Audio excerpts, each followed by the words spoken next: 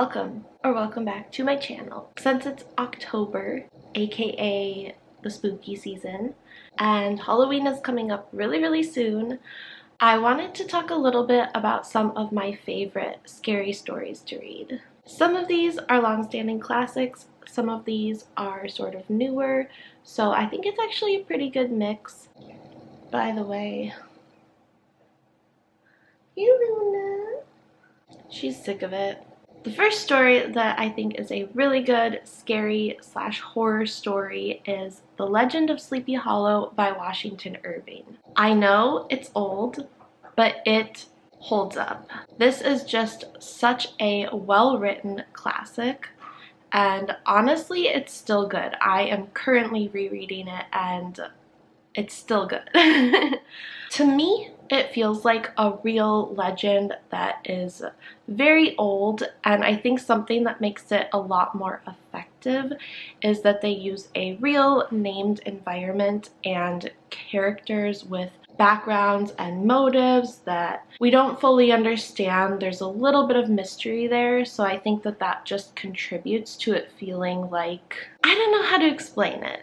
Obviously it's fiction, but it just feels like a real legend that's been passed down for generations, and I think it is based on a real legend. I think that this combination of realistic elements woven into a legend is kind of what gives this story such a lasting power. I also especially like the ending because it's left open to the reader's interpretation. So it's sort of up to the reader what exactly you feel happened to Ichabod Crane. Again, I feel like this makes the legend much more impactful, and because it's open-ended, it's also a really good story for discussion because a lot of people have different interpretations of exactly what happened to Ichabod Crane. So this is a really good choice as well if you want to discuss with somebody else, because I found that there's a couple different theories as to how it ends. It holds up. The next horror story that I really like is The Pit and the Pendulum by Edgar Allan Poe. This story is pure terror. Pure, unadulterated terror. I think what really makes it horrifying is that it just focuses so much on sensory descriptions that you can basically feel what the prisoner is feeling. You can feel his physical discomfort and his fear, and it's just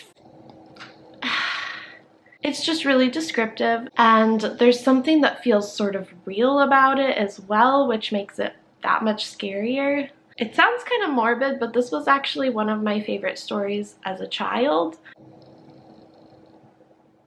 I don't know why, but it was.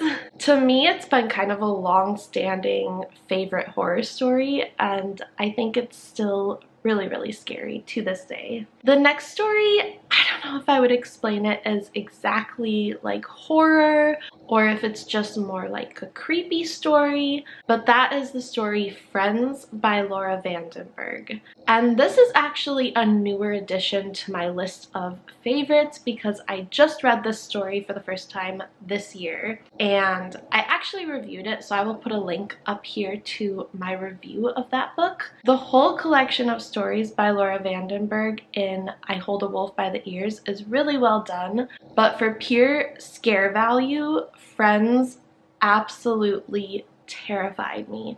It was so well done and so creepy, and it was just absolutely the most frightening selection of the entire book for me. The story depicts a new friendship between two women, and it sort of builds to them leaving the city together to get away for a little bit, and it turns out that the new friend is more insidious than expected. I'm not gonna give it away, it's just really creepy. This whole collection, the stories tend to play off of real and pretty modern fears, some of which are specific to women, some of which are a little bit more universal, but this one in particular manages to leave the reader so incredibly unsettled And it's not a very long story, so it does this within a pretty short span of time.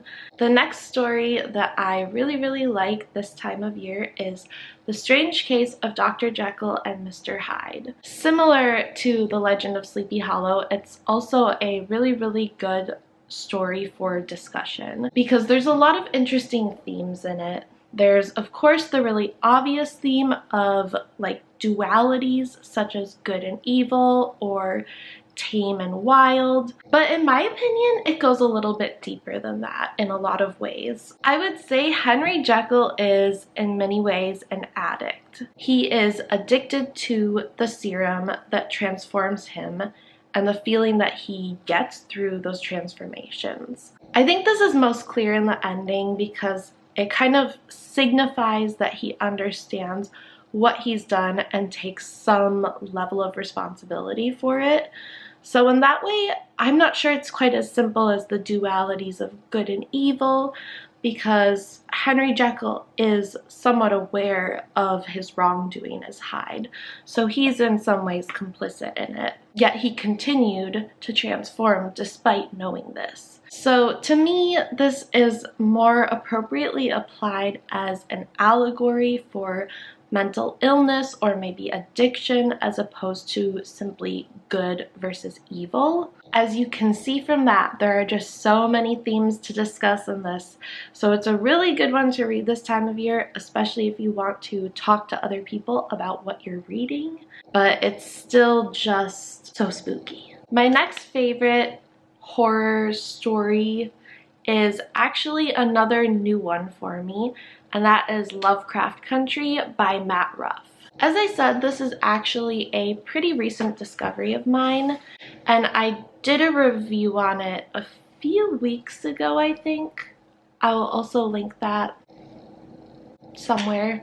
To me, Lovecraft Country is a really unique type of scary.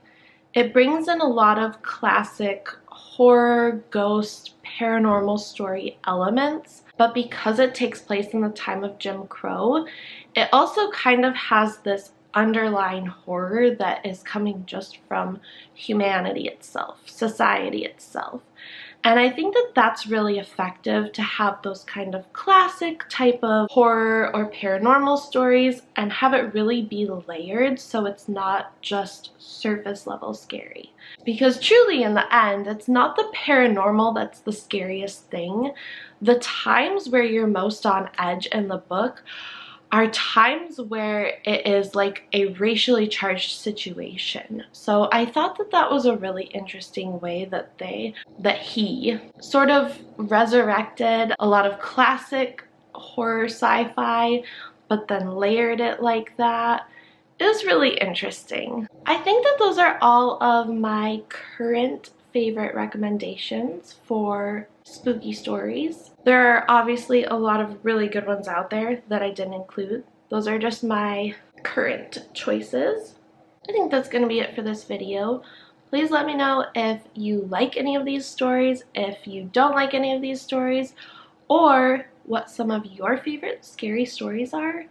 I'd actually be really interested because I'm looking to get into the spirit. Thank you so much for watching. I will see you later.